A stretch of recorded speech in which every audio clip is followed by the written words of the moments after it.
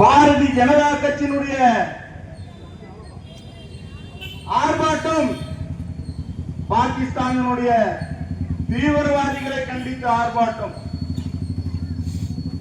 இந்த ஆர்ப்பாட்டத்திற்கு தலைமையேற்று நடந்து கொண்டிருக்கும் மாவட்டத்தினுடைய தலைவர் சரவணன் அவர்களே,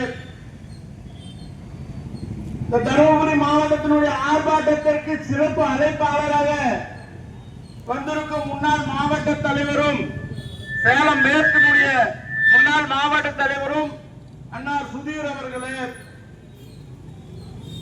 மற்றும் இந்த ஆர்ப்பாட்டத்தில் பெருவாரியாக கலந்து கொண்ட மாவட்ட நிர்வாகிகளே, மண்டல் தலைவர்களே, கிளை தலைவர்களே, அனைத்து நிலை அணி பிரிவினுடைய பொறுப்பாளர்களே மற்றும் இங்கே கலந்திருக்கின்ற சகோதரிகளே, உங்கள் அனைவருக்கும் என்னுடைய நன்றியான வணக்கத்தை தெரிவித்துக் கொண்டு,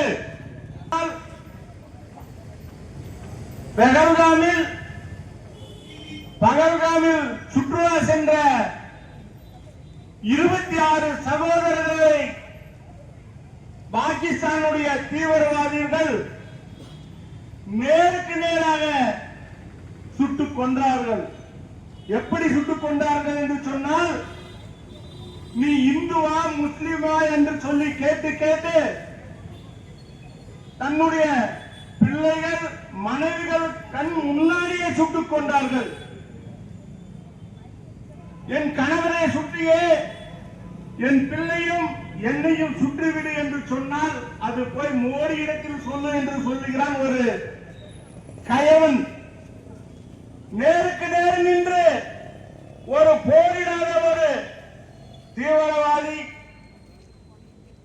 அவன் நேருக்கு நேர் நான் சண்டையிடுகிறேன் என்று சொன்னால் நம் சகோதரி ஒருத்தருக்கிட்ட கூட அவனால் சண்டையிட முடியாது, அவனை அழித்து விடுவார்கள். இப்படிப்பட்ட சூழலில் மறைந்திருந்து சுற்றுலா சென்ற சகோதரர்களை 26 பேரை சுட்டுக் கொண்டார்கள்.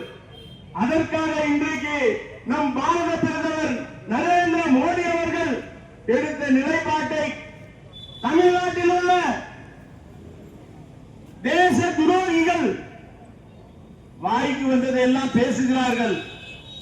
ஏன் அவனை சுட்டிருந்தால் அவர்கள் குடும்பம் என்ன நினைத்திருக்கும்?